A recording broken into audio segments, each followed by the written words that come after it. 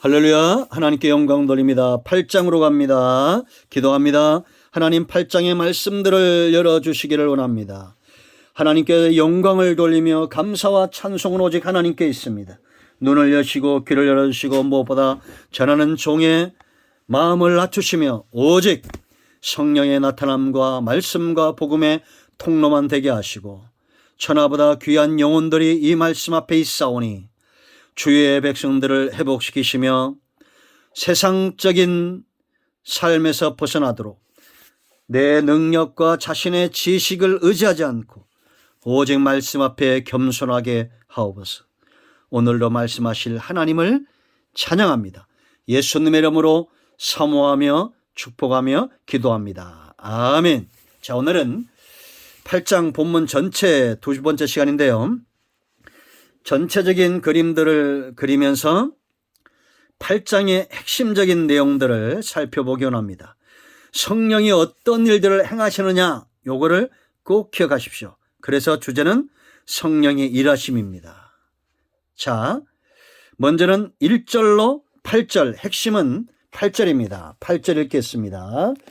육신에 있는 자들은 하나님을 기쁘시게 뭐라 했습니까? 할 수 없다라고, 할 수 없느니라고 분명히 말합니다. 그러면 성령이 일하시는 것은 하나님을 기쁘시게 하는 일이겠죠. 이거는 저와 여러분의 마음도 같다고 확신합니다. 우리는 하나님을 기쁘시게 하기 위해서 존재하는 존재입니다. 왜냐? 성령이 우리 안에 거하시기 때문입니다. 그러므로 저 사람이 성령 충만하다? 그러면 그 사람은 하나님을 기쁘시게 하는 삶에 눈이 떠진 사람입니다. 이런 사람은 이단에 넘어가지 않습니다. 왜냐? 자신의 기쁨과 자신의 욕심을 이루기 위해서 사는 존재가 아니기 때문입니다. 여러분, 우상 숭배자 이단들에 빠지는 이유가 어디 있습니까? 첫 번째는 탐심, 탐욕에 있습니다. 자신들의 지식적인 탐심, 물질적인 탐심, 육체적인 탐심, 이것을 이루기 위해 살기 때문에 바퀴벌레와 같은 사탄에게 넘어지는 거예요. 그러나 우리의 존재 목적은 무엇입니까? 하나님을 영화롭게 하며 하나님을 기쁘시게 하는 삶입니다. 이것을 도우시는 분이 성령이심을 믿으면 아멘 하시기 바랍니다. 아멘입니다. 할렐루야. 여러분, 무엇을 위해 존재합니까? 하나님을 기쁘시게 하기 위해서 존재합니다. 그러면 하나님을 기쁘시게 하도록 성령이 어떻게 일하시느냐, 이제 구체적으로 1절로 8절에서 그 말씀들을 살펴보게 될 것입니다. 두 번째는 9절부터 11절까지 내용입니다. 예수님에게 속한 자가 되게 한다는 겁니다. 9절이 핵심입니다. 9절 말씀, 만일 너희 속에 뭐라 했습니까? 하나님의 영이 거하시면 너희가 육신에 있지 아니하고 영이 있나니 누구든지 그리스도의 영이 없으면 그리스도의 사람이 아니니라. 할렐루야. 그러므로 여러분, 성령의 사람은 저 사람이 성령 충만하다. 그건 어떤 의미가 있느냐? 소속감이 분명한 사람입니다. 나는 대한민국 사람입니다. 여러분들 가운데 의심하는 분들이 있습니까? 왜 의심하지 않습니까? 대한민국에서 태어나고 생명을 얻었습니다. 대한민국에서 부모님을 만났습니다. 양육되었습니다. 대한민국에서 학교를 갔습니다. 훈련되어졌습니다. 대한민국에서 군대도 가고 장가도 가고 시집도 가고 가정을 이루고 사회생활도 하고 삶의 모든 영역에 공급을 받습니다. 도전받습니다. 이곳에서 상처도 받고 행복도 누립니다. 그 모든 과정들이 결국은 여러분들을 어떻게 만들어 놨습니까? 대한민국에 속한 사람을 만들었잖아요. 그죠? 마찬가지입니다. 하나님의 영이 내 안의 역사에서 거듭나게 하고 생명을 얻게 하고 멘토들을 만나게 하고 신앙의 부모들을 만나게 하고 좋은 교회를 만나게 하고 그리스도인으로서 직장에서 사업의 현장에서 고난도 연단도 받게 하고 그리스도의 용사로 여호와께 속한 군대로 쓰임받는 삶 가운데서 여러분의 삶의 영역들이 땅에서 때로는 고난 중에, 그러나 어떨 때는 또 생명의 길로 고를 얻고 푸른 초장으로 쉴만한 물가로 모든 삶의 영역, 성령 안에서 사는 삶의 영역을 통해서 여러분들은 내가 어떤 나라 누구에게 속했느냐가 분명해지지요. 아닙니까?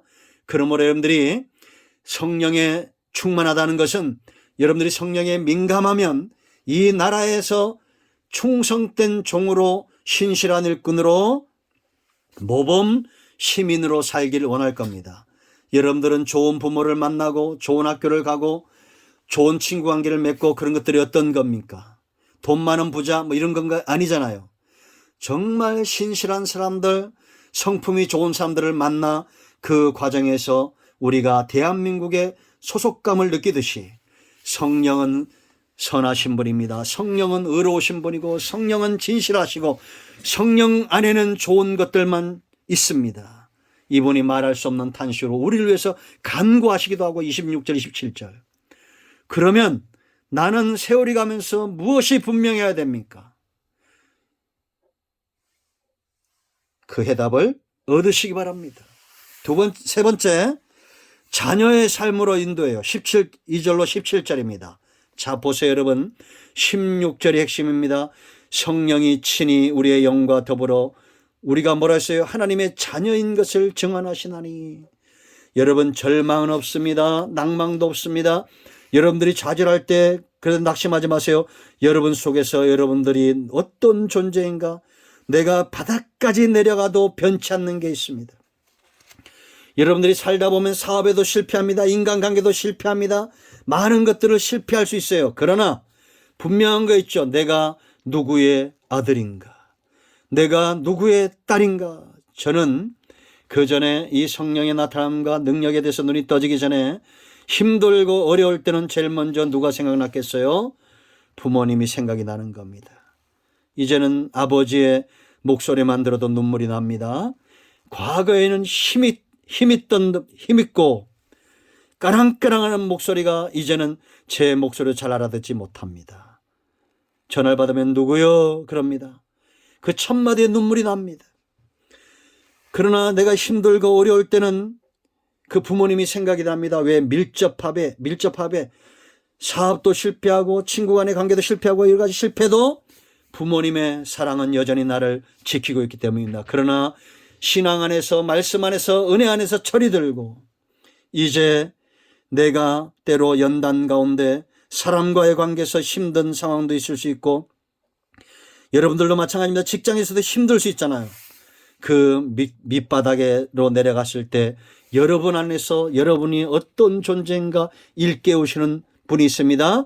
그 성령의 일하심, 그것이 분명하다면 그 성령은 그렇게 일하실 겁니다. 하나님이 너를 사랑해. 너를 사랑해. 하나님은 여전히 너를 사랑해. 너를 사랑해. 너는 하나님의 자녀야. 저는 이런 체험이 많습니다. 그렇게 말씀하시고 내 가운데 확신을 주시는 분 바로 성령이고 그 사람은 성령 충만한 사람입니다. 자, 네 번째 18절로 27절까지입니다. 이런 자녀의 삶이 고난 가운데 처할 수 있다는 걸 아셔요. 이럴 때 우리를 돕는 분이 있습니다. 장차 나타날 영광을 바라보며 돕는 분이 있습니다. 24절 핵심입니다. 자, 보세요. 우리가 소망으로 구원을 얻었음에 보이는 소망이 아니니 보는 것을 누가 바라리오. 만일 25절 만일 우리가 보지 못하는 것을 바라면 뭐라 했습니까? 참음으로 기다릴지니라. 성도도 고난이 있어요. 여러분 18절 말씀 보세요. 현재의 고난은 장차 우리에게 나타날 영광과 비교할 수 없도다. 고난 가운데 여러분 참으셔야 됩니다. 이걸 알고 우리가 이렇게 고통 가운데 참고 인내할 때에 우리를 도와주신 분이 있어요.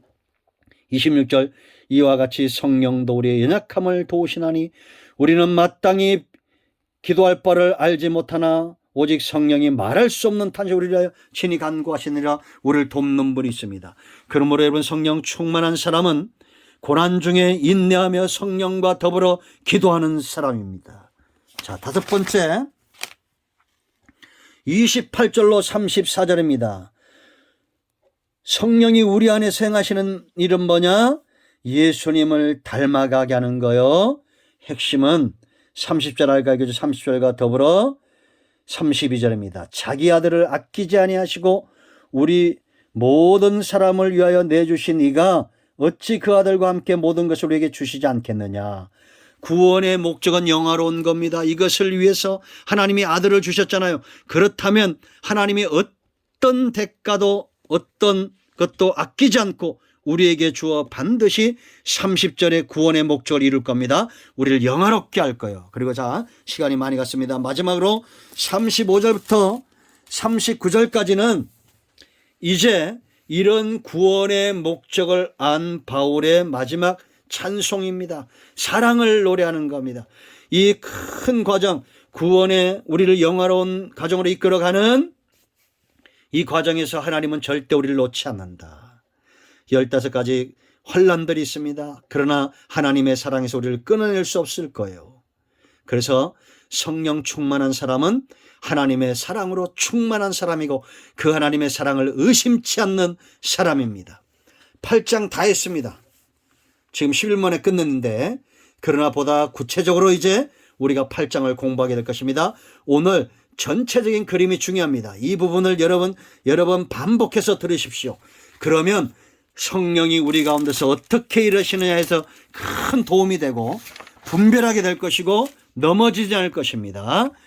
잘 분별하셔서 이단과 사이비들과 우상숭배에 넘어가지 않기를 축복합니다. 기도합니다. 하나님 이 말씀대로 되게 하옵소서. 예수님의 이름으로 사모하며 기도합니다. 아멘.